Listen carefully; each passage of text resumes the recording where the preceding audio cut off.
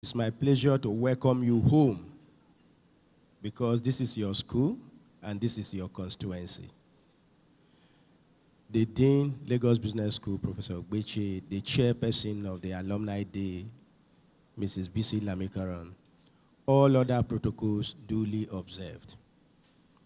Your Excellency, we do not want to keep you waiting any longer, and so I will not be making a very long speech, except to say that in a few minutes, the stage will be set for you, and you will be speaking to your own community, an audience of over 6,000 members, and who have network effects in tens of thousands of Nigerian voters. We may have some people who do not want to vote at all, some who want to vote against you, and those who will be voting for you. As we know, the president is not going to be elected only by those who vote for the person that has the majority of vote, but also by those who refuse to vote. So, Your Excellency, we hope that at the end of the interactive session with us here today, you will convert as many of those who do not want to vote, and as many of those who do not intend to vote for you to vote for you. So I wish you well, and as I ask you to come to the stage, I would like to say that you will enter into a symbolic contract with us. A contract that the things you are going to promise us here, if elected, you will do those things. It's in that respect that we sent you in advance the issues we want you to talk to and the questions. And you would observe that we asked not only what, but the how and when. So on that note, Your Excellency, welcome to the stage. Put your hands together for a former two-term governor of Anambra State.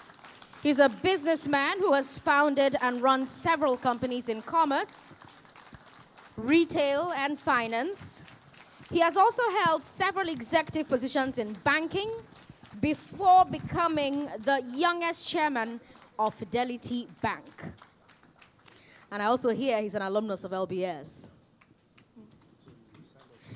Now, you may have heard, too, that he's running for president, but under the banner of the Labour Party. Good to meet you, sir.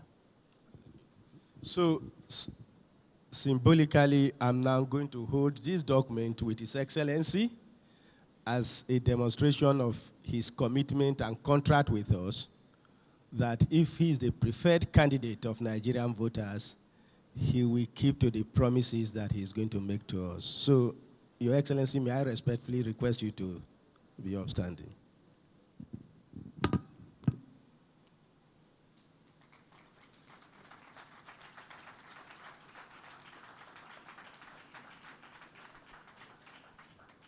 Let me welcome back our moderators.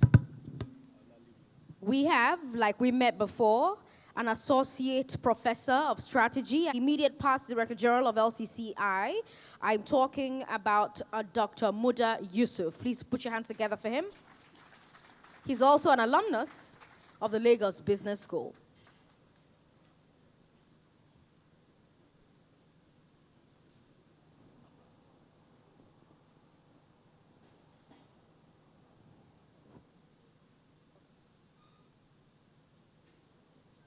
Now, before we head to questions, I understand that His Excellency, former Governor Peter Obi, has a few words he would like to share. No? Okay, so we'll head right to the questions then. Good luck.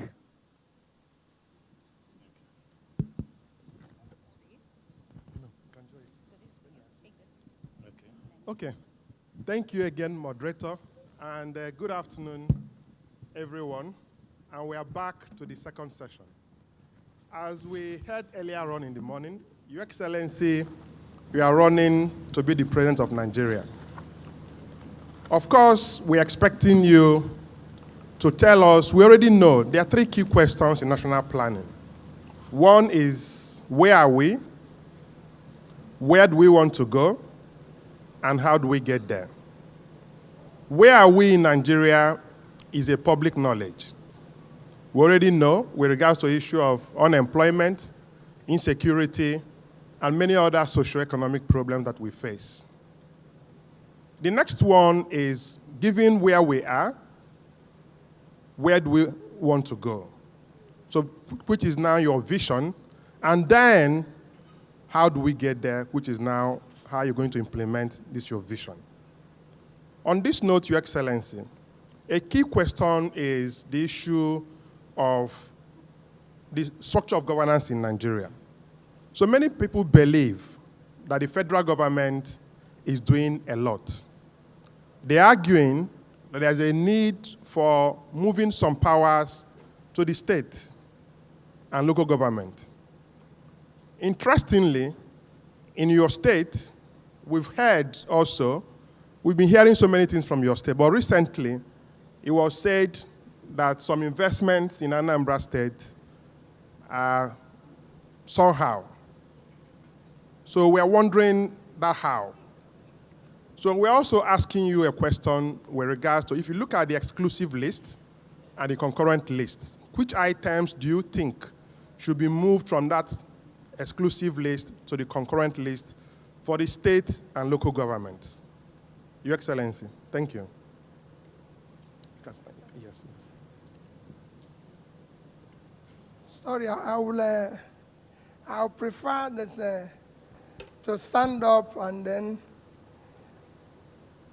let me start by most sincerely thanking the President for inviting me, and all of you that are gathered here for the opportunity of being part of this program.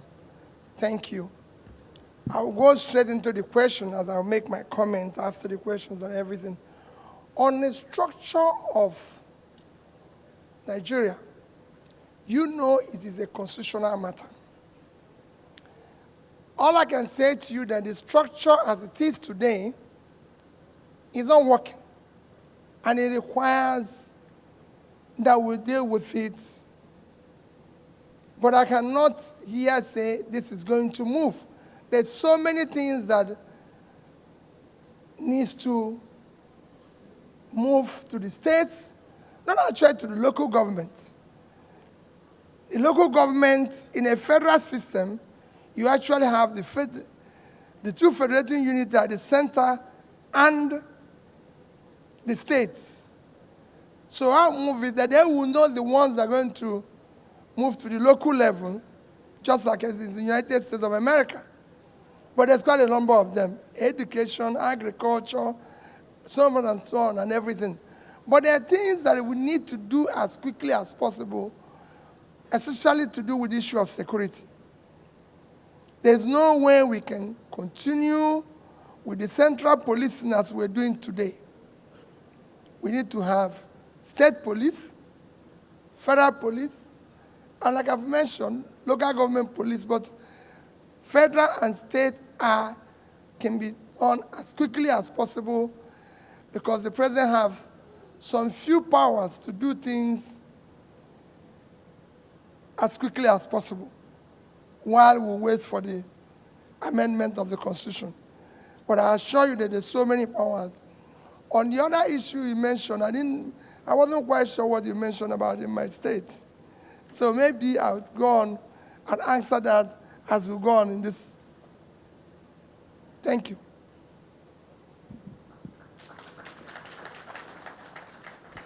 Your Excellency, you know that I will beg you and implore you to sit down. No, I'll stand up. That means all of us will stand up and join you. No, don't worry.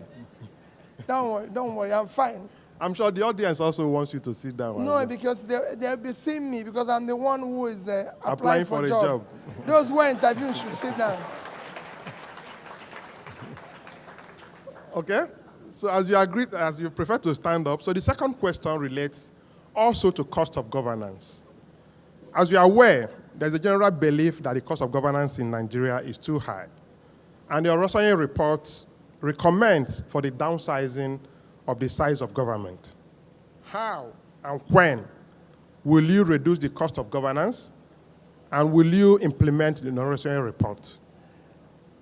when I asked the president yesterday, am I going to make a speech? He said, oh, we sent you some list of questions. And I said, President, I won't have time to read that. But when I came here, he reminded me again. I sent something to him. I wish you can, is there any way you can just show a bit of what I sent to you? I sent him a write-up by my head of service, which I wish he can share sometime, where the topic was stinginess as a development strategy.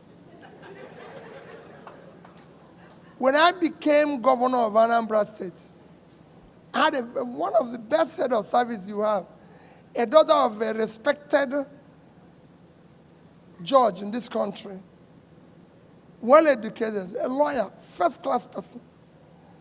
And she will always run into my office and say, Pico, Peter, please, please, nobody's happy with you. Everybody's unhappy. Because you seem to be cutting everything.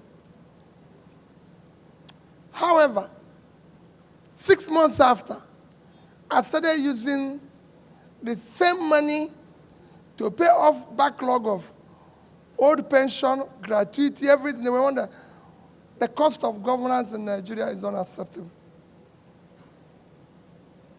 The waste is huge. And you can deal with it. With the issue of the report you mentioned, the other report, yes, because there's so many duplications. And you find out that the entire system needs overhaul, make it to be more functional, train people more, be able to bring technology for efficiency and effectiveness. So it's something you need to deal with. I have done it, that they said, that was why I said, I wish you can share or show it, so they'll see what I've done. If there's anything anybody can say they've seen me practice or do, it is cost of governance. Everybody know that. Even till today, you will know that even as I move now, people say, oh, Peter, this thing you seems to be going alone. And I said, when they invite you in a place, ask them whether they invited only you or with some people. Don't go and start causing confusion all over the place. So cost of governance for me is something I practice every day. As governor, I shut down Anambra State Liaison Office in Lagos, the Governor's Lodge in Lagos. I shut down the Governor's Office in Abuja. I shut down our Presidential Lodge, everything. I said, listen, the Governor of Anambra State doesn't live in Lagos or in Abuja. Why are you going to have a house there? Everybody knows what we did when it comes to cost of governance, including removing the office of First Lady. Very sorry about that because they didn't vote my wife, but we are very close. So two of us worked as a family. But she wasn't on the ballot. But we remained together and served the state together as one without causing additional confusion. So the cost we'll deal with, another report we will implement because there's so many duplications. We did it in Anambra State where we had to bring together certain offices and make it more effective and functional. Thank you very much, Your Excellency.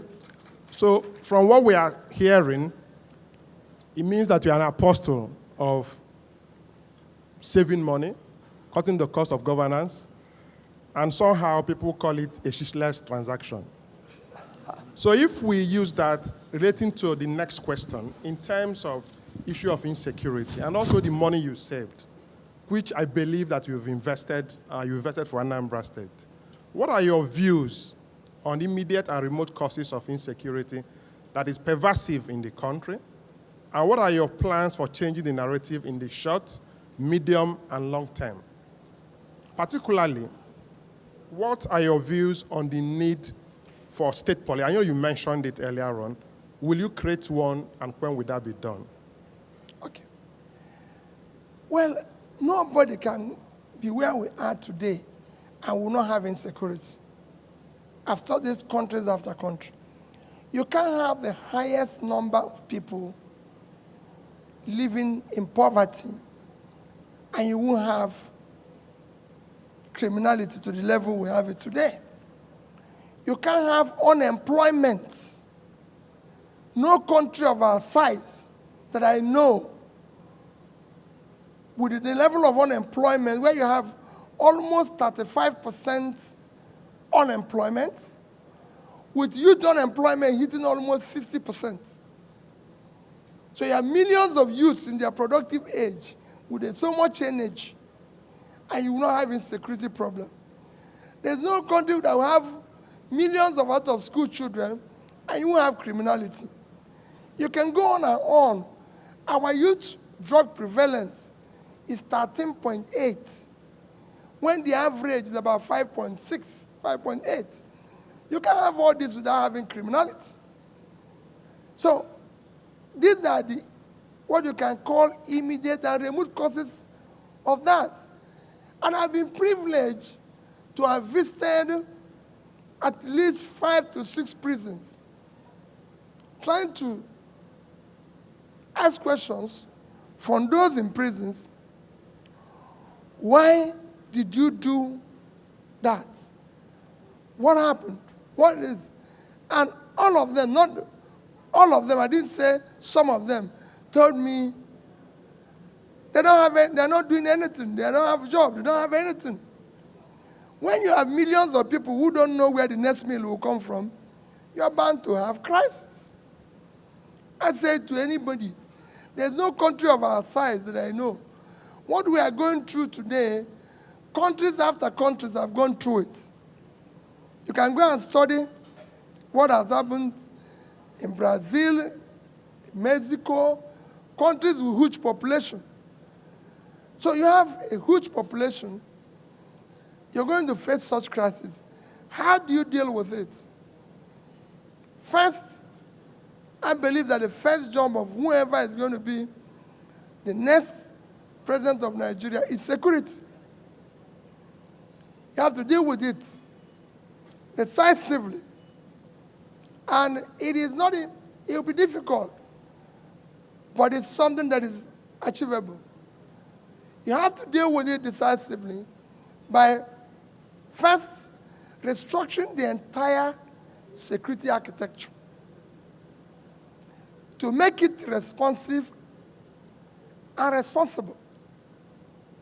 So this is what it is. Somebody is responsible. It's not happening, the person goes. And you deal with it. You have to increase your manpower, train them, equip them properly. We have, saw it in my interviews there, we have about 300 and something thousand police. I told the IG, the present IG, and I want to quote him, that there are 370,000 police, because that's what I was told. He told me, no, there are about 320,000. And I know that, considering the number following people around, including myself, and that 70,000 is off. Because you can see so many people having one person having as much as 50, 30 police around him. So, if you minus that, so you have 250,000 police for a population of 200 million. It is unacceptable. Egypt is 100 million, and they have over 1 million police. So you need to increase the number. You heard the governor of Katsina say that when you go to a police station, this is a small number, you will only see 10 police people, and only half of them is armed. So even the 250, they don't have ammunition. So it's a crisis situation that you need to deal with, and deal with it decisively. So you need to increase the manpower, train them, equip them properly, and then motivate them. Let people feel that they are doing their work and everything. So that's what we're going to do in terms of security.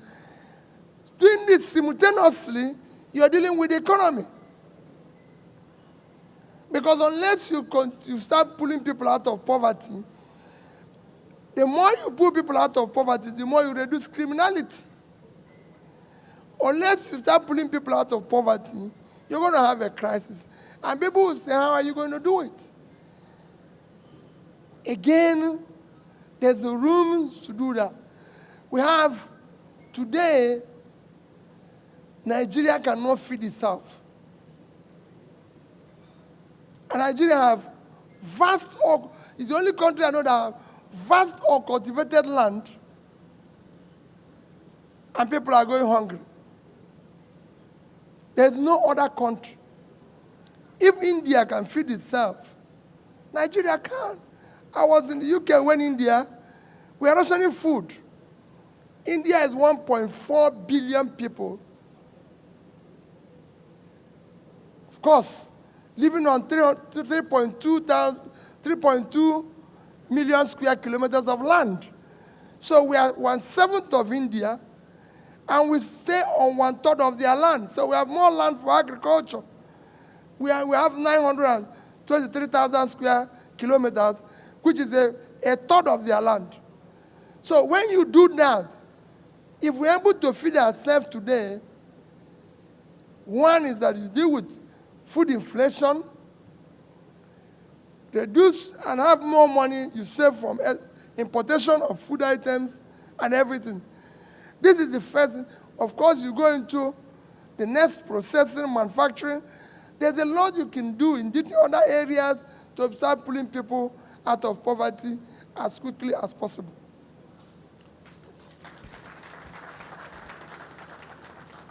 Thank you very much, Your Excellency. It's very interesting the way you are linking insecurity to economy and with all the facts and data that you're giving us. And I'm sure you know, you are telling us to go and verify. Recording in progress. So using that, even before we verified the facts, which we know are valid, you also agree that since the return of democracy in 1999, we've had many economic reforms.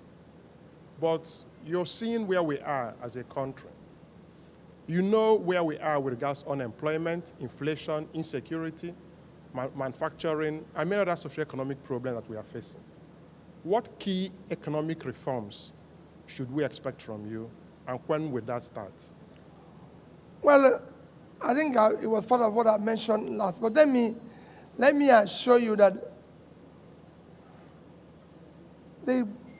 Nigeria is not a productive country. My campaign is very simple. I'm going to move Nigeria from consumption to production. And it's a very straightforward thing. I've just given you an example of one item that shows that we're not productive. And as we go along, when we deal with the other factors and everything, you will know why I say that we're not productive. You know, our size, one measure of production in a country, which is even measure of your economy, is productivity, which is always linked to export. That is one of the things that will help you to even stabilize your currency. So for me, the first thing to deal with is, when I come in, is to deal with the issue of security, of life and property, uniting the country, dealing with low-hanging issues like oil theft, because I've said it before, that the only people who can steal oil are people in government. Nobody outside that can steal government, because a ship has to come in. And then you have to approve it to come in and approve it to go out. You start dealing with such issues. Start dealing with issues like subsidies, start dealing with issues like corruption. By the time you reduce cost of governance, deal with all these issues, you start having things you need to. When you secure the country, your farmers go back to farm. You start dealing with the food inflation, which will contribute to the overall inflation. Then because you're not going to invest in agriculture by immediately recapitalizing your Bank of Agriculture, bring all the deposit bank to be the owner of this facility and run it properly where they are lending money to real farmers. Not people staying in Abuja and saying they are doing anchor borrowers, outgrowers, all sorts of programs that nobody sees the light of the day.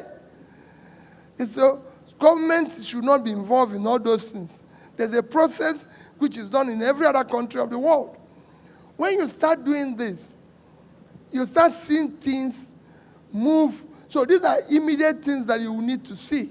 You did ask me about issue of police last time. I said immediately we are going to deal with the issue of police from day one. So are we going to deal with the issue of so many things I've told you, issue of corruption, cutting cost of governance, dealing with subsidy and co. As you're doing this, there are things that, the reason why I said the long-hanging fruits is the more you do them, the more there's opportunities, create jobs in other areas. Excellent. Thank you very much, Your Excellency. Of course, we all agree that what he's explaining to us is what we can call associational economy. They're all related, from insecurity to corruption to oil theft. And by the time we tackle all of them, Nigeria will be a better place. But to help us to go into more detail with regards to the issue of economy, let me invite Dr. Muda Yusuf to ask a few questions on economy. Dr. Muda Yusuf, please. Yeah, thank you very much, and thank you very much, Your Excellency. Although I know you have mentioned something about subsidy, but we know how big an issue it is, given the amount of resources that is being committed to it, given the impact on deficit, given the impact on the rising debt, and more importantly, having regard to the effects of effect on investment in the oil and gas sector. So in a much more comprehensive way, how exactly will you deal with this issue of subsidy? Having also regard to some of the social ramifications about possibility of increase in fuel price and all of that, and how soon are we likely to see the removal of subsidy? Will it be from day one? Will it be by the end of the year, or how exactly? Thank you very much. I've always said that subsidy is organized crime. First is that half of what you call subsidy today, for me, is crime. Because it doesn't exist. The amount of fuel they say will consume is not possible. Not in this economy, and I saw go and match it up with countries of our size, with our level of economy. One is Pakistan. They are 215 million. We are about the same size. They have even more roads than we have, and they consume less. Below 50% of what we consume. So I want to stop those who are drinking the other half to stop first. We'll give them water instead to drink, because it's healthier. Then we must remove subsidy. There's no way any country can continue with subsidy. Look at our next year's budget. A budget of about 21 trillion. Subsidy is going to consume 6 trillion. You have a deficit of about 11 trillion, and one item is about 6 trillion. How can you continue with that? We will remove it as quickly as possible. Use the resources. We will support investors in refinery, but modular, all sorts of things that here, Dangote's zone is nearing completion. We'll support him. Whatever we can. But will subsidy go? You say you have a contract, I want you to be on tape, you will go. Those who are living off that confusion will no longer continue. We cannot have 11 trillion, we cannot have over 50% deficit in our budget, and we have one item that we can change that. So if you remove that, and it's going to go as quickly as possible, there's a lot you can do to ensure that we even stop importation of fuel and associated products. And I'm sure there's ways I've met the people in that sector, and I've told them, like she requested, using merit, I'm going to assemble, there's Nigerians that are vast, competent in that sector that I'm going to bring on board, and we will deal with that issue as quickly as possible. Thank you very much, Your Excellency. Now to foreign exchange. The foreign exchange situation is one of the biggest challenges that this economy is facing at the moment. We are grappling with high volatility. We are grappling with liquidity crisis. We are grappling with the problem of rationing of foreign exchange with all the attendant transparency problems. So how exactly will you deal with this problem of foreign exchange? And how quickly are we going to see some action in terms of, putting an end to some of the distortions that we have in the foreign exchange market? And related to that is the fact that we have a CBN Act that confers autonomy on the Central Bank of Nigeria. And the Central Bank has opted to adopt the current policy by virtue of its independence. So how are you going to reconcile whatever your position will be on foreign exchange with the issue of the autonomy of the CBN and its current position? Well, I'm not going to dwell on issue of autonomy of central bank. I support their autonomy. Dealing with foreign exchange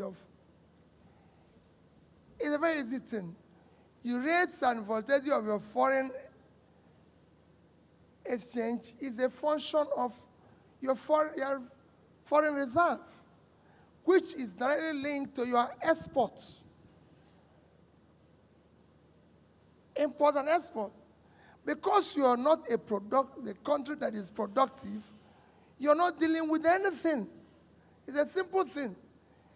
A country with size of Nigeria, our total export last year is 18.9 trillion. Naira. 220 million people living on 923,000 square kilometers. Total export. Go and check. Yes, they will tell you if you use 410 naira for the rate, that will give you $47 billion. For me, who normally uses an average of about 650, because that's one that I can get. I've never seen one 410. Maybe some of you, because of your connection, can get it. We get more than that, but 650 is below $30 billion. It is unacceptable for a country of our size. Totally unacceptable. And I give you tiny countries. Let me start, I give you very quickly 4 countries to show you how poor you are in that. Israel is 22,000 square kilometers. So if you minus in land, if you minus 23,000, we're left with 900,000. There are about 9 million, 8.9 million, call it 10 million. So you minus 10 million people, we have 210 million. Israel total export last year, $59.8 billion. So they did 220 million people on almost 50 times their size of land did. That is Israel. Netherlands, this is the first world now. Leaving minus water, 33,000 square kilometers of land. If you minus water on them. Total export, over $500 billion. We are barely doing about 5% of what they did. In fact, I always mention Niger State. Niger State today is about 7 local governments is under control of gangsters and criminals. Niger State.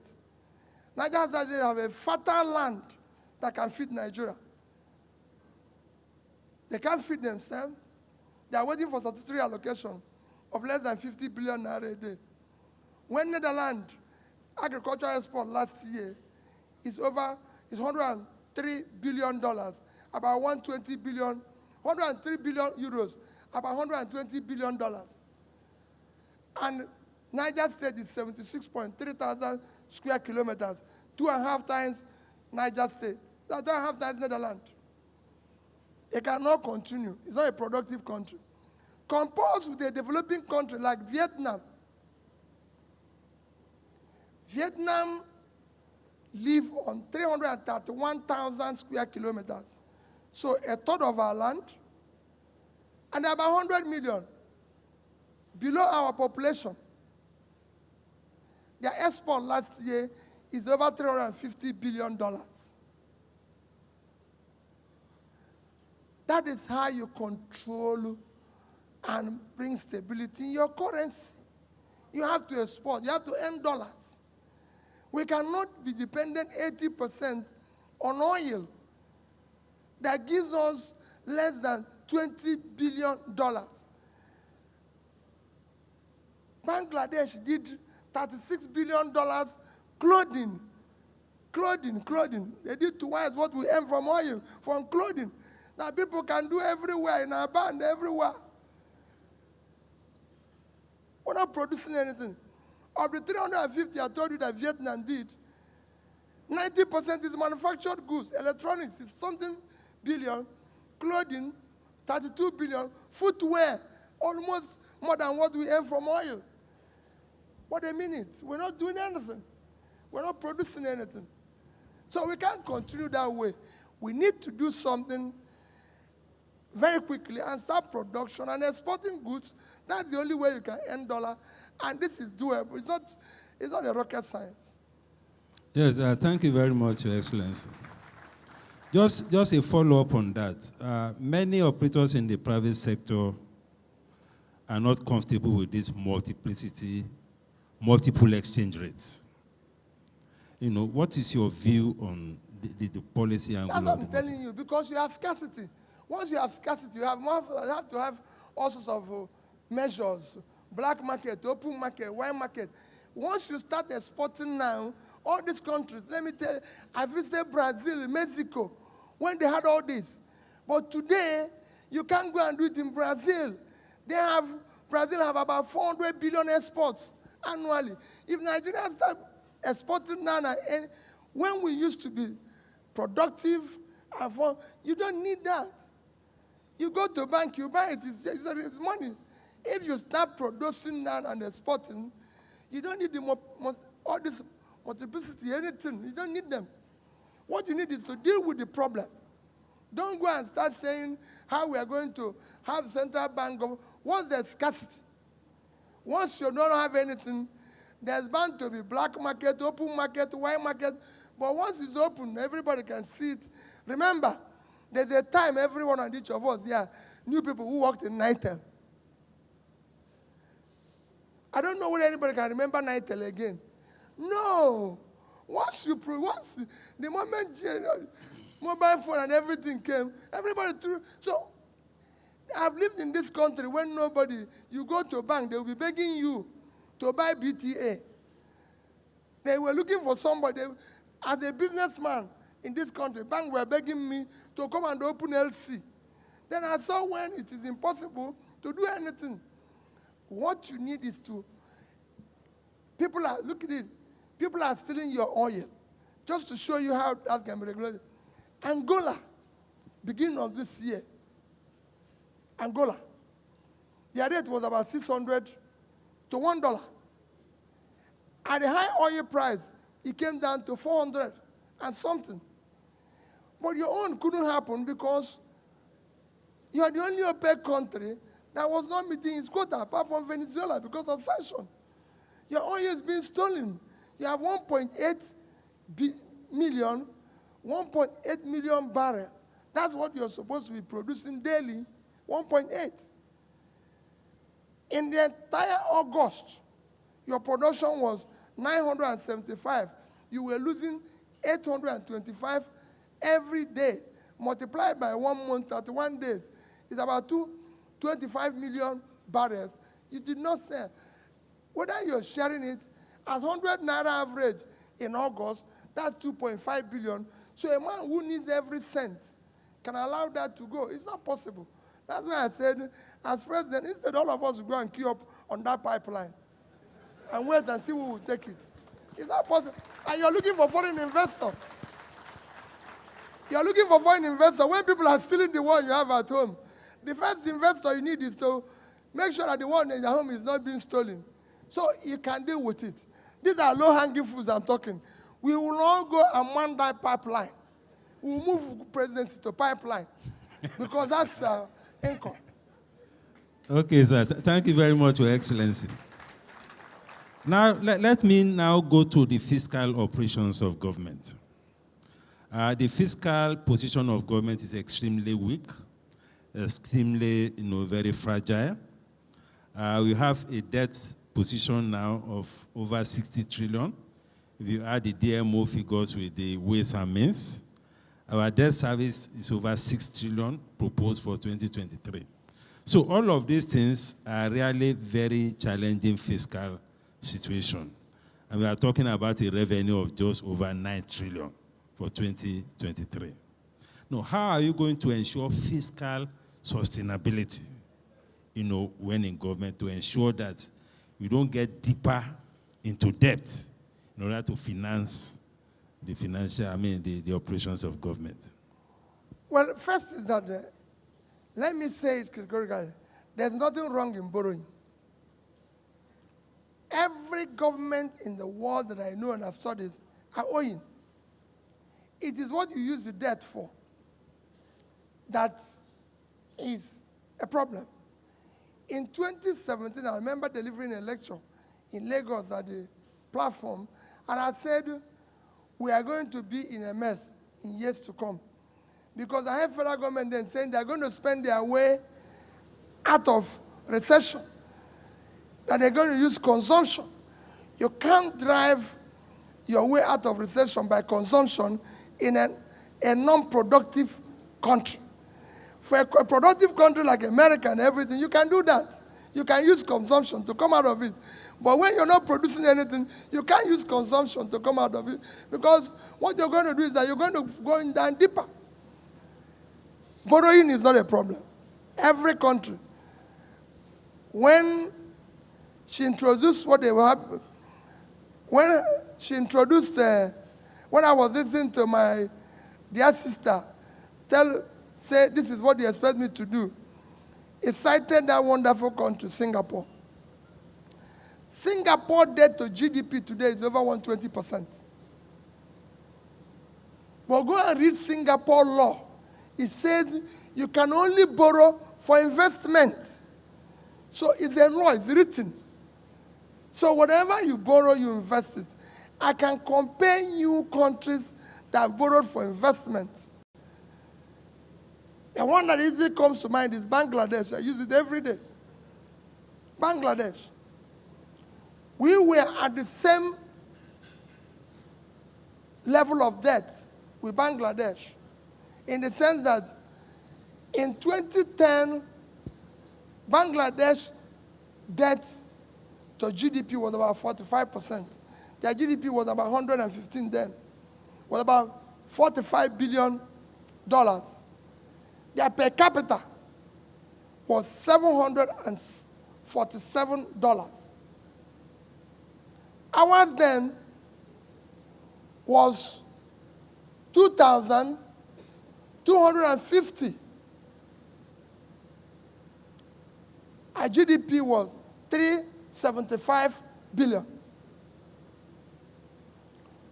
Today, Bangladesh GDP is now over 300 billion. Their debt have gone up to where it is now $115 billion. So it's gone down a little bit. It's not about, it's gone down in percentage, if I remember. It's gone down a little bit in percentage.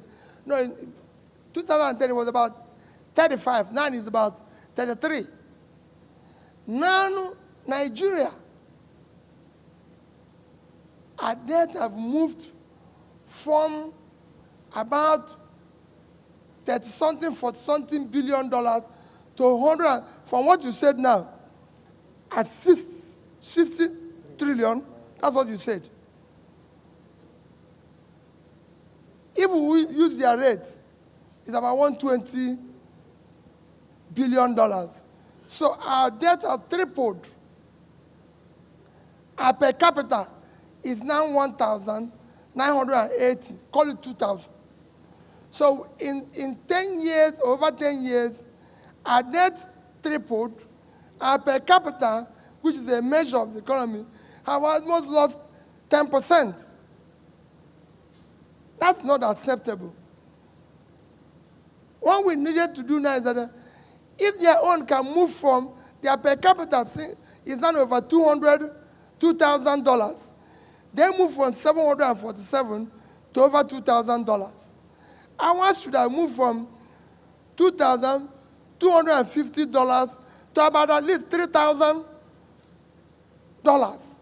That's what it should have been. So the money we borrowed, we threw it away. That is the crisis we are facing. It's simple. So how are you going to deal with that? You insist that all borrowed money will be used strictly for investment and for things that will contribute in building a better country no longer. But remember, when you remove subsidy,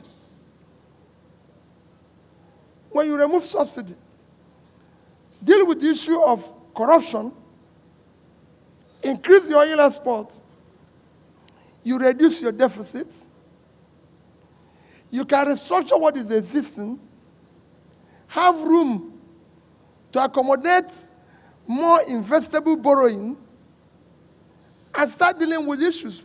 Because subsidy, even rate of exchange you're saying now, part of it, by the time you remove subsidy, remove corruption, you have bad money that is pursuing dollar today, they will all go away. You see the rate. You stabilize where it's supposed to be. Thank you very much, Your Excellency. That was a very good response. Now, let me take you to inflation. One of the biggest problems we are confronted with today is high inflation. And this is affecting the welfare of the citizens. It's making a lot more people poorer because of the erosion of purchasing power. It's increasing production costs, and it's also eroding profit margins.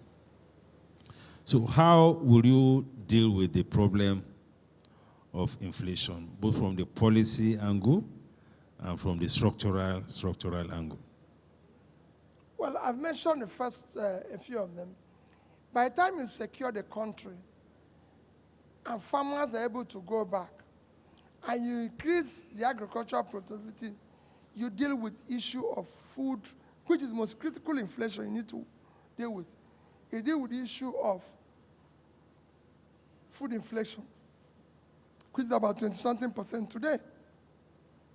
If you deal with that, the more you're able to, by the time you remove and contain the physical rascality that is coming from the physical side, with the issue of subsidy, corruption, everything, you start managing your, you see inflation take the other side, start coming down. It's not, it's something that you can deal with as quickly as possible. It might not be overnight, but you can deal with it. So that is how to manage it. Of course, the more productive the country is, the more effective and everything, you start dealing with that.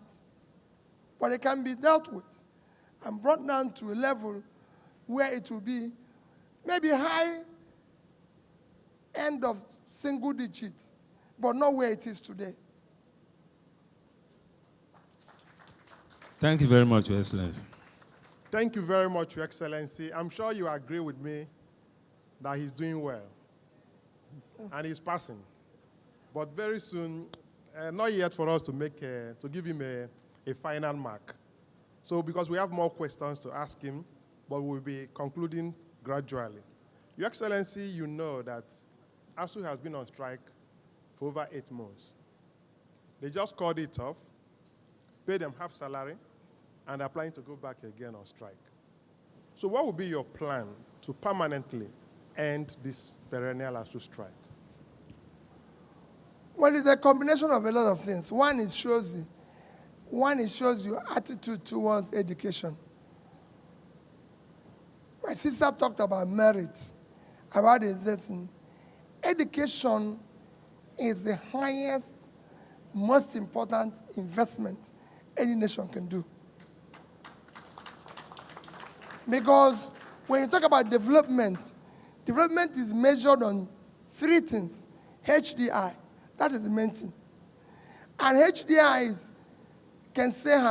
is hinged on 3 things. One is life expectancy, which is health, which you must stay with, issue of healthcare, education, which is, of the 3 I'd say, is the most important. Today, you're low in education. Our human capital, as you know, is one of the lowest. So you need to deal with it. And then, of course, your per capita. You need to pay more attention. There will be a combination of things to do that can make ASU strike not to exist. As you know, as governor of Anambra State, ASU went on strike. And you can go and listen to what the alumni president said, that because of my decision and how they met me, Anambra State University is one of those universities that are not on strike too. Throughout that 8 months, ASU was on strike. So there's a combination of things you need to do, but it goes to how serious you take education. I can assure you that I'll not be sitting down when they're on strike for 3 months, but there's still a lot of things to do. There's a lot of work in that area that we can do to fund our tertiary education. Basic education is free and compulsory, but tertiary education must be paid for, but there must be a way we can do it because we need it.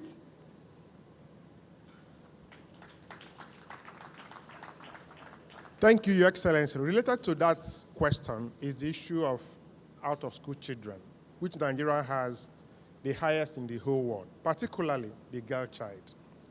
What are your plans to reverse this trend? What targets are we looking for, and when likely we will start having reduction in out-of-school children? Issue of education is immediate. Like I said, it's the most important investment a nation can do. The more educated your people are, the more better your economy. And there's a lot that comes with education. Today, let me give you an example. Nigeria is saying that they're now getting from diaspora remittances about $20 billion. And you have about 5-10 million Nigerians living abroad, which I've always said, if you get things working here, you double that remittances. But we have 20 million people that are not educated. When we talk about our school, some of them haven't even been to school at all. But surprisingly, they are more in the north. And what will shock you is that those people you say they're out of school, actually have learned and crammed the entire Quran in their head. So I'll build school, I'll meet them at the point where they're learning Quran and teach them skill. Teach them other things they can do. They will learn Quran, they will be educated, especially with the skill set that we need today, or we can export. If you go around the world, whether it's in Dubai, whether it's in London, everywhere, you see Egyptians everywhere. You see Afghanistan, you see so many other countries. Today, Egypt gets more diaspora remittance than 100 million than Nigeria because they've trained their people. People are now talking about hiring Singaporeans, Filipinos in their house. Filipinos have a ministry devoted to training and exporting people for diaspora remittances. They get over 60 billion from it. So we need to, that's how our population is. We will tackle it head on.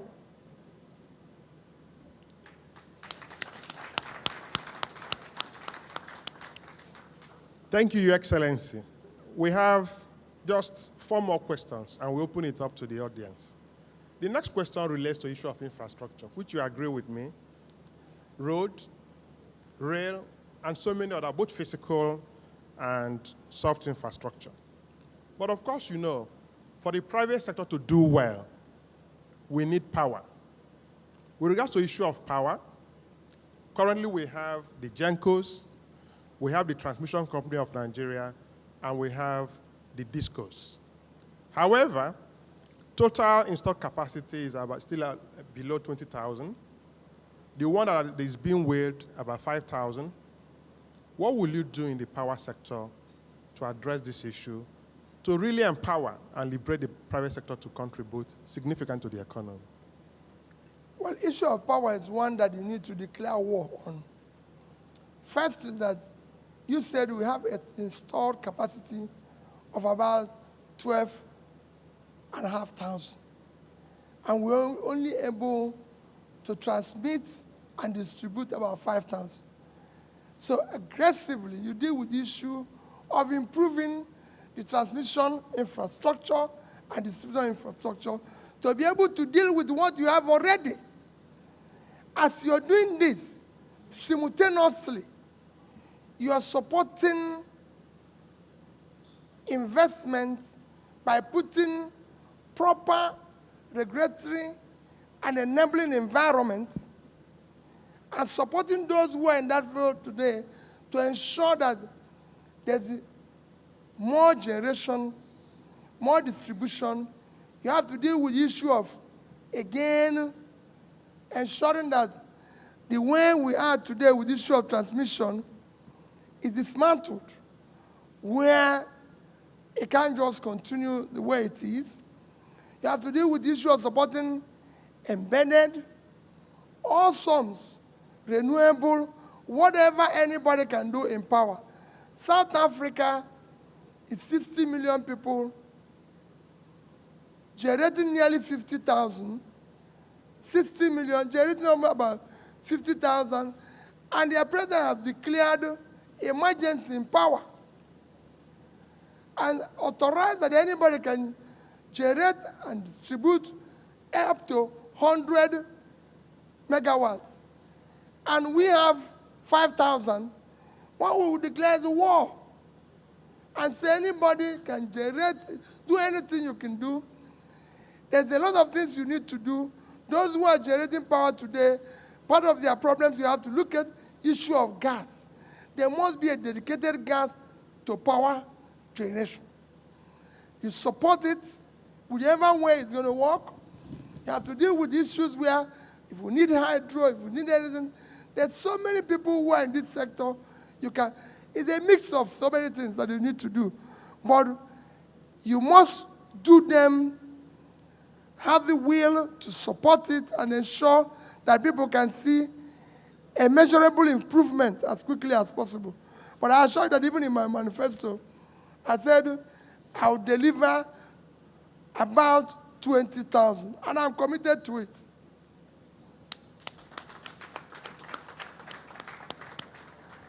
Thank you very much, Your Excellency. Last question from me before Dr. Muda will ask last 2 questions. With regards to the issue of our seaports, you see what is going on there, that it's so difficult to clear goods. Some people actually claim that it is a lot easier to import into Nigeria to even move the goods from our seaports to other parts of Nigeria. Even exporting from Nigerian seaports is a big issue. Some people also claim that if you're exporting from Ghana, it will get to the destination before even Nigerian one leaves Nigerian seaport. What will you do to change the seaport challenges in terms of clearing of goods in Nigeria? Well, the challenges first is associated with what we operate today is the transitional and criminalized space. So people live off that confusion. That's why it's there in the first place. Seaport is something I know very well, because being a trader myself. So I know the challenges and I know how you can improve it. In fact, it's one of those places we are targeting to improve in order to earn more money, revenue for the government. And to do that, you need to make sure that the existing facilities are meant to function as an aid and enabler to a trade facilitator and make them to work by making sure that both your customs and everybody becomes a support and aid, a facilitator of trade, and not even a revenue. And because of that, you earn more revenue. Develop additional port, bring in a proper regulatory environment that can allow investors to invest in that sector and run it as efficiently as possible. And to other infrastructure you mentioned, there's no way government can continue to deal with infrastructures the way they're dealing with it today. We need to look for the ones that are, that you can say that are investable. People can, in other companies, corporations, people can invest in, and be able to bring in people through our capital market to invest. All you need is to have appropriate laws, regulatory environment that protects the investor.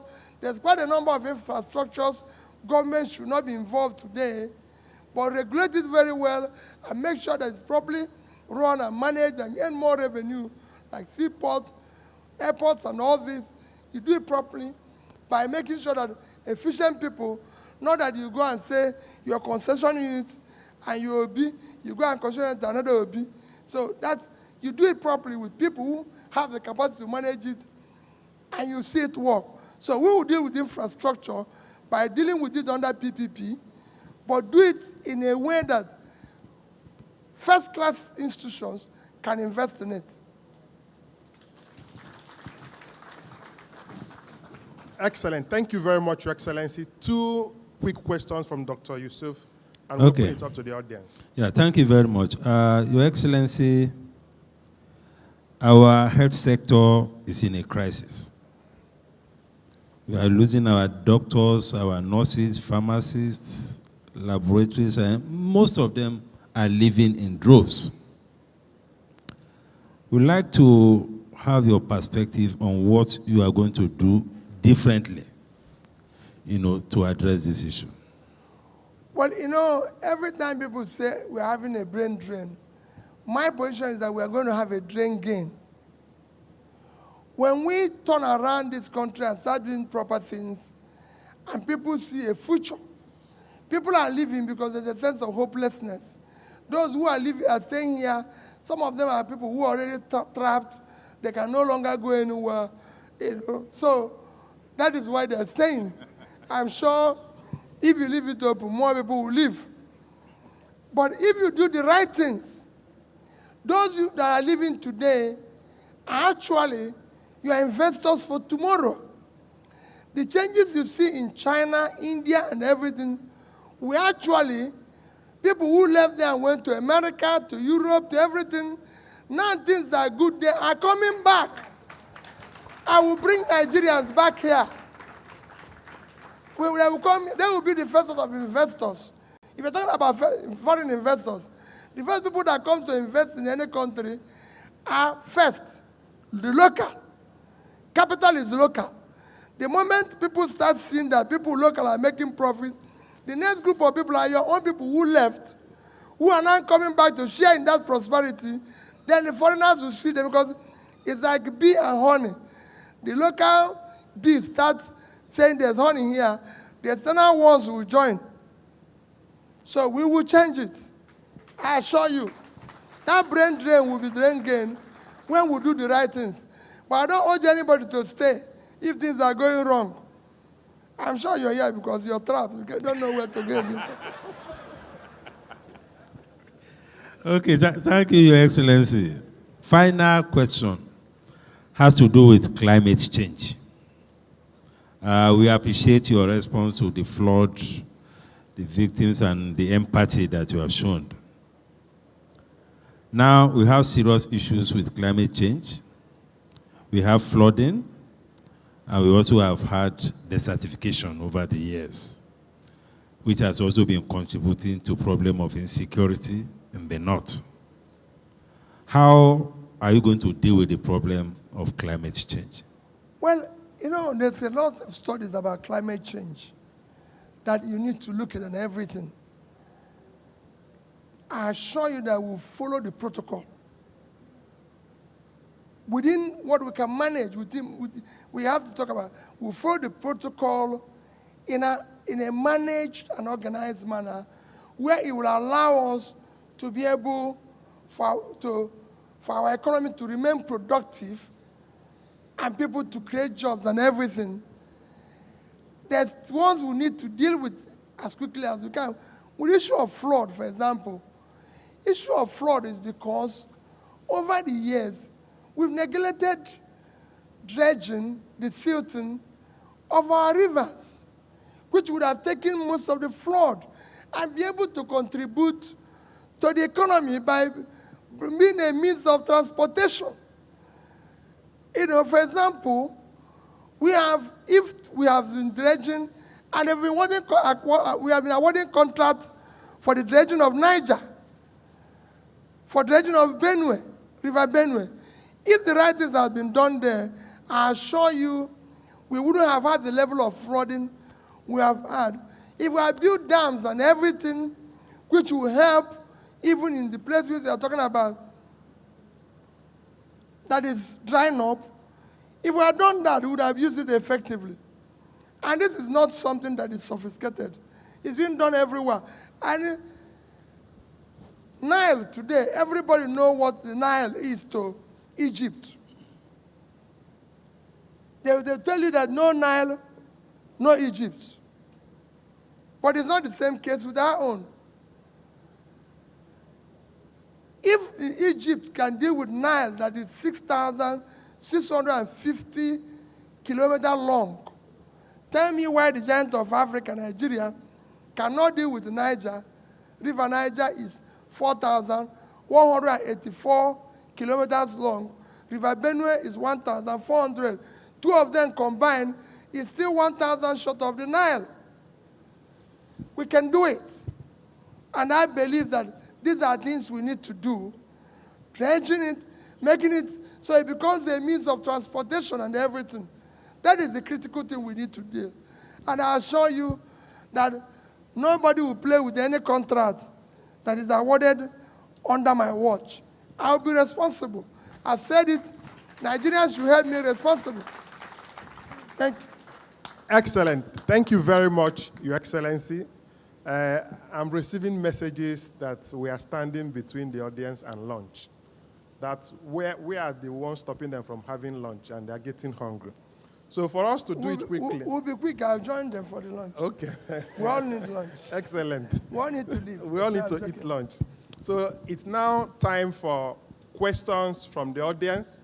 I will take only 2 questions. One from here, another one from Claire. So give Madam Claire and here. Thank you. Your Excellency, thank you very much for sharing your words of wisdom on how you would like to lead Nigeria as our next president. Sir, as you know, 70% of healthcare in Nigeria is provided by the private sector. We have just come out of a pandemic and we've seen the vital role that the private sector has played. If you were made president, sir, what would you do to incentivize the investment in the healthcare sector, especially the private sector?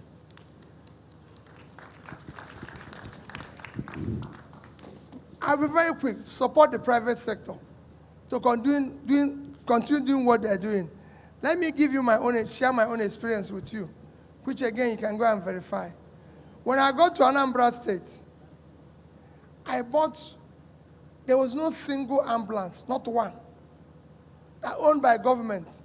So I bought 30, gave one per local government. and kept them. They gave me a phone number that if I call, automatically, they will be there in 15 minutes. And then we went to look into School of Nursing. We were talking about primary health care. We didn't have one single School of Nursing that was accredited by the regulatory agency. No School of Midwifery, no School of Health Technology. And you can't talk about primary health care without this human resource. So, first, it was the issue of ambulance. One day, I went to see a traditional ruler of one of our big towns called Adazan. The wife died. So I, the governor, called this ambulance. I, not to anybody, governor. 1 hour, 2 hours, 3 hours. This is governor, the number they gave us. This is not ordinary people now, it's governor who bought the ambulance. So I told the commissioner, you've seen that we've done a wrong investment. Because we called Borromeo that was owned by a church. Within 30 minutes, they were there. So we knew that our own was wrong investment because the ambulances have been converted to private vehicles of people. So I said, okay. So first I said, we are not going to invest in the hospitals and facilities owned by the church. We're going to invest in Iyenu, Borromeo, others, St. Joseph and others. Our Lady of Laws, go and check these facilities. 2, I said, we're not going to invest money building School of Nursing and Midwifery from scratch.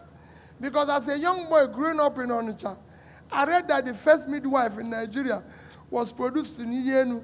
So I said, these people have School of Midwifery before. They have School of Nursing. I'm going to invest money in it. And that's how we did across the state, working with the churches. Today we have, in Anambra State, combined over 10 schools of nursing, midwifery, health technology, all functional, because we are working with what you can call private sector. Government job is not to deliver all these things. It is to support the private sector and NGOs and this to develop it. Government doesn't manage anything. They are bad managers. Their job should be supervision, supervision, supervision. That's why even the anchor borrowers, all these programs, is not working. You just hear it in TV. It's never worked. And I know that. So that we need to deal with that. And I'm giving you an example. Go to these institutions, I'm telling you now, Borromeo, you see School of Nursing, School of Midwifery, they're working. Go to Waterside, you see School of Midwifery. Go to Yenu, go to all these facilities they're called, and ask them, what did the P2B do? They'll tell you, I invested huge amount of money in them.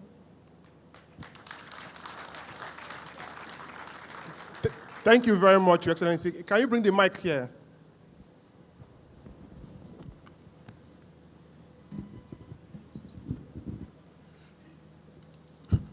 Good afternoon, Your Excellency. Can I stand on the existing protocol? My name is Valentine Anozia, EMBA 13. Okay, my question is on economy, well, directly, particularly about the recent announcement by the CBN to redesign the currency. I want to know what your take is on that with regards to the effect, the purpose, and the timing of it. We've also seen the reaction of that announcement. You know, the dollar went up against the naira to up to 900 to 1 at some point. If this happened in your time, what would be your immediate reaction and action? Okay, and lastly, sir, okay, because it's an interview and I have the privilege to interview you, and this is a typical interview question. I've heard a lot, and I've been following you, about all the good things you've done in Anambra State, and because I believe that for a good leader, competence, passion, and the will to execute is very key. But then there's feedback. There are lessons learned. So I want you to also probably criticize yourself. What are the things you learned while you were governor or throughout your experience? And just give us a feedback about that. What would you do differently, especially at the higher level? Thank you. Well, I think I answered the second one. I don't know whether I answered the first one. That was why I was laughing when you were asking that question. I'm sure you know that I'm involved in finance and banking. So players don't comment too much about referee. However, let me be honest with you. Those who are involved, maybe they know something I don't know, why they took that decision. If it's what they said about that some people are hoarding money, which is what I heard, and there's about 2-3 trillion that has been hoarded in people's house. Quite frankly, for me, for a 180 trillion economy, I don't think 3 trillion should be the reason for so many other things. But I'm not sure. There's something they know that I don't know. So I leave it to them until I have the full background of what is the problem that I can deal with. On issue of lessons learned from Anambra State, quite frankly, for me, I don't think there's a lot that I can tell you that I'll change, considering where I started. You might not know where I started in Anambra State. The day I was sworn in as governor of Anambra State, there was no governor's lodge in Anambra State. There was no governor's office in Anambra State. As you know, it was burned down a year or so under my predecessor. There was no secretariat. The secretariat you see civil servants working today was built by me from the scratch. If I ask where is Minister of Agriculture, they say it's in that corner. Where is Minister of Health? It's in that corner. There was nothing. I started Ministry of Planning. I met nothing. My predecessor didn't hand over to me. As you know, we declared in the court. Luckily for me, somebody who can tell you what happened to me that day is here, Chijoke. This is our company secretary in Fidelity. I was sitting on board of Fidelity Bank as chairman, presiding the board thing, and one of the directors, Leti Ndubisikanu, said, "Stop, chairman." He said the court has declared you the winner to be governor of Anambra State, and they said you'll be sworn in immediately. That's how I left off the office. I didn't even get to my house, thought it was a joke, enter plane, reach Oka, and was filling paper. They already sworn me in governor. I didn't even come with 2 clothes.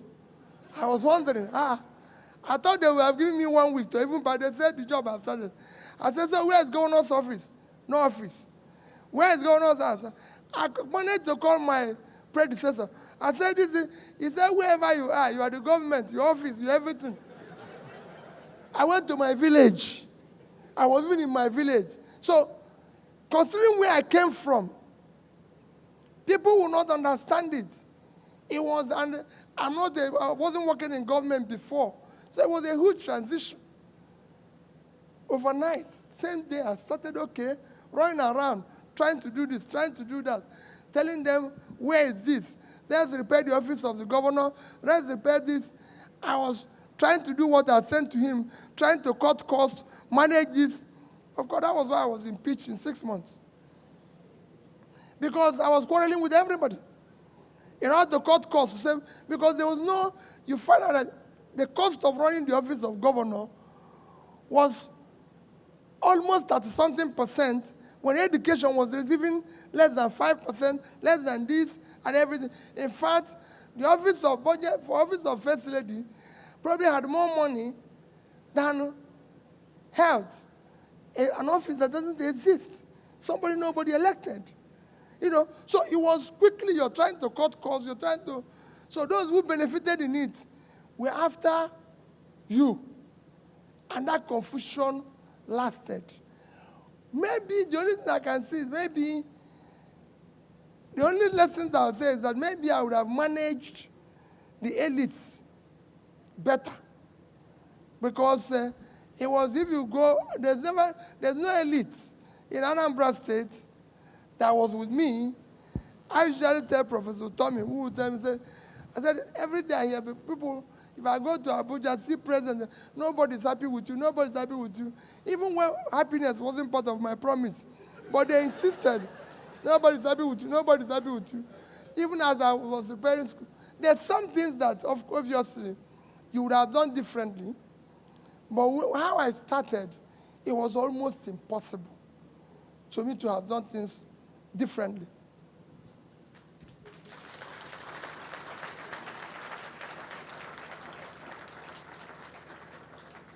Thank you very much, Your Excellency. I'm just wondering how you started without an office. You have to go back to your village. And even with all this, you made some investments for Anambra State. But we are now hearing that the investments that is there or is not there. Is it really there? Your Excellency, last question. I thought I left this question, and he went back to it. Let me be factual. I'm sure you're talking about comments from my very respectable dear elder brother, Soludo. You know, I and Soludo have come a long ways. My brother is my friend, and he's the governor of my state. And as governor of my state, I pray for him to do very well and everything and all that. And we have to support him. It's very important and critical. He has his own opinions. His opinion might not be the opinion of people of Anambra State. It might not be the opinion of Southeast or Nigerians. But I respect his opinion because it's his opinion. And he's a respected person as far as I'm concerned. And he's my governor. But in a clarification so that people can understand, the investment I did in Anambra State was, before I talk about investment, the only measure of development while I was governor was Millennium Development Goals. It is Millennium Development Goals that India, China, Vietnam mainstreamed into their development agenda. For China, they used it to pull 439 million people out of poverty between the year 2000 and year 2015. India, within this period, put 276 million out of poverty. And Vietnam did almost 40 to 50 million out of poverty. And these are records you go and check. I became governor in 2006, was impeached end of 2006, came back. One of my greatest supporters today is one of my good supporters, the ex-president of Nigeria. One of the reasons why he's supporting me is that when they said I should give people money for me not to be impeached, I said, no, I can't pay people for doing the wrong thing. I would rather go. But I came back. So, for me, the measure, they started MDG in 2000, but after my impeachment, I came back in 2007, started implementing MDG.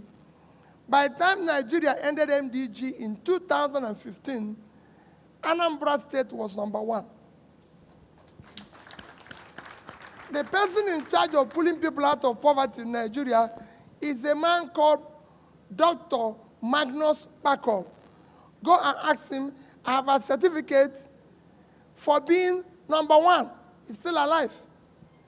Go to Ministry of Department of Statistics.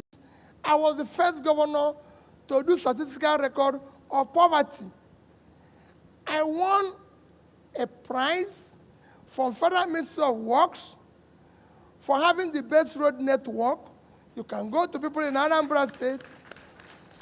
I was #1 when I started. We are number 26 and 27 in Wayaka and Neko. By the time I left, we are #1. I won the Bill Prize for health. I can go on and say this is what we achieved. But I said the overall measure is MDG. I was number one. The people who were doing it then was Amina, who is now in United Nations. I was even invited to United Nations to share my experience. And so many things are before. And collectively, the day I left office, I was not owing any contractor who have executed his job. I did say I'm not owing for any job that a contract we awarded. But you can only pay when job is executed. I'm not owing any contractor who have executed his job. I'm not owing any supplier who has supplied anything. I'm not owing one. Examples are people like Innocent, Xerox computer. I paid Xerox. We bought the highest amount of computer ever bought by a government in Africa. They are there. HP will tell you the same thing. I paid them 6 months up front before they supplied it to our schools. I paid Innocent 1 year before I delivered any car. You can go, this and it's on tape, so you can go and verify all this. Above this, I decided from day one that we must have a savings as a state, and we must save at least 10% of my total receipts by the time I will leave government. Total money I received while I was governor, Anambra State received, whether it's local government, whether it's state, whether it's our local revenue, IGR, everything was about 500 and something billion naira, out of which they are left office, we had in savings 75 billion naira. And this is how the money was shared, so that you know which one is mentioned. Only one that is bad. The money we saved is A, we saved in dollar. In 3 banks in Nigeria, some of you are working in those banks. Access Bank, Diamond Bank, and Fidelity Bank. In each of these banks, I had a saving of $50 million. Dollars, I didn't say naira. And they were invested at least interest of 6.5%. If you calculate it today, as at that time, it was equivalent of 25 billion, because there were 150 something, 160. If you calculate today with interest, it's about 250, at least $250 million. These 3 banks are there. I have in each of these banks, again invested at least 10 billion naira in 3 of them, making it 30 billion. At an average interest, call it even 10%. If you calculate it, that money today would have been about 60 billion. Remember, what I left is 75 as I calculated then. So then the third one is investment I did in various companies. NIPP, we have $59 million in it. The one that they're saying is worthless is that we invested 3.5 billion in international breweries. International breweries is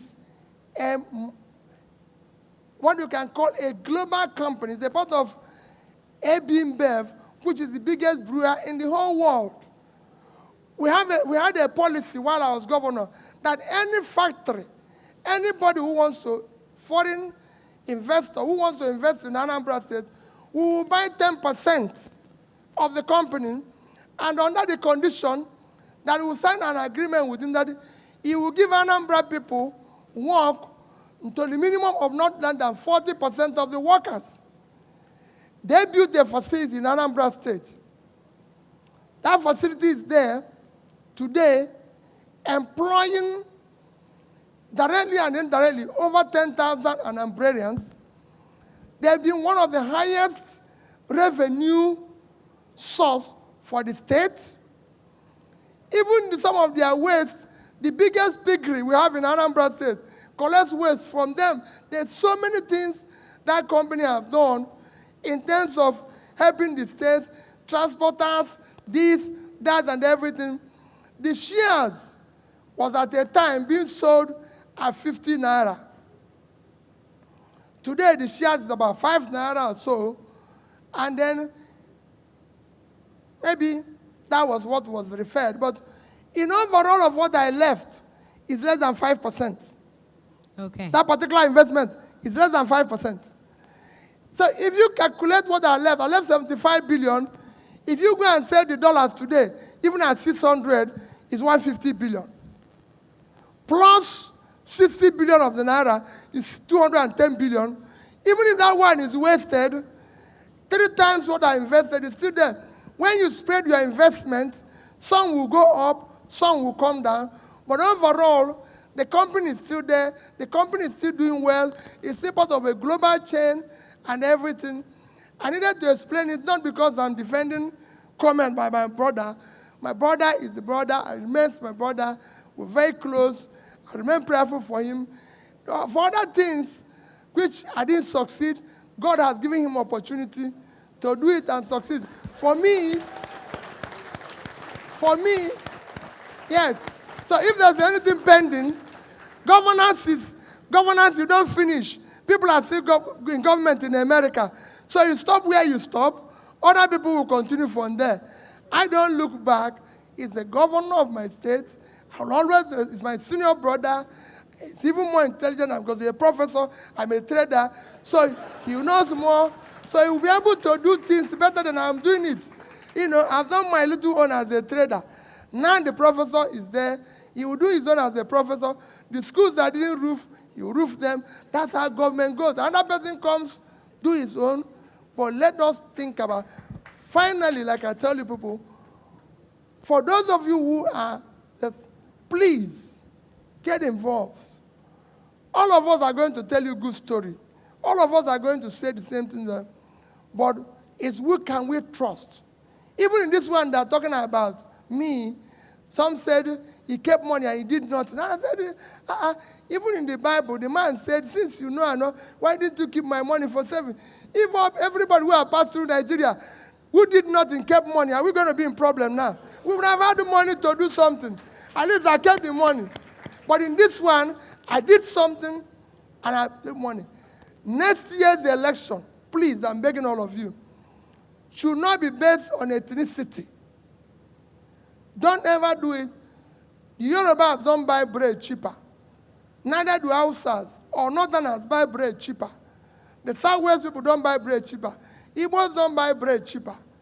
Let nobody tell you about ethnicity. Everybody's suffering. Do not do it because of religion. No religion buys anything cheaper. No, there's no religion that have uninterrupted electricity. I said everywhere I go, Central Mosque in London, the land was donated by the Queen. The Queen is not a Muslim. That land is worth over $500 million. Well, $1 billion. He gave it to them free. If you go to Dubai, I'm a Catholic. The Catholic church in Dubai, the land and the church was built by Emir of Dubai. He donated the land, built it. It's only here that people tell you about religion. If you know people, any church, they buy anything cheaper. Show me, I'll start going there to buy the thing. So let nobody give us the excuse. And it's nobody's turn. It is turn of Nigerians to take back their country. So let nobody say it's his turn. No, it is their turn. They must take back their country. So next year's election must be on character we can trust. If you say you're not corrupt, nobody is a saint. I'm not. I've never claimed to be. And I don't know everything. The little I know, I've tried. You know. But if you say you're not going to fight corruption, let's know where you passed through. How much did you live there? How much was missing? At least today I've said we are left $150 million, left 30 billion naira. Let other people come and show where they left their own. I've said, go to Anambra State. If you see a piece of land allocated to P2OB, directly or indirectly, or the wife or anybody, come, I'll stop campaigning. So I say I'll fight corruption head on because I've experimented it somewhere. I want you people who are not the employers to explain it very well. Next year's election must be character we can trust. It must be based on competence. It must be based on capacity and commitment to do the right thing. And remember, this job requires physical and mental energy to do it. We don't want people telling us this thing. Thank you and God bless you. Thank you very much.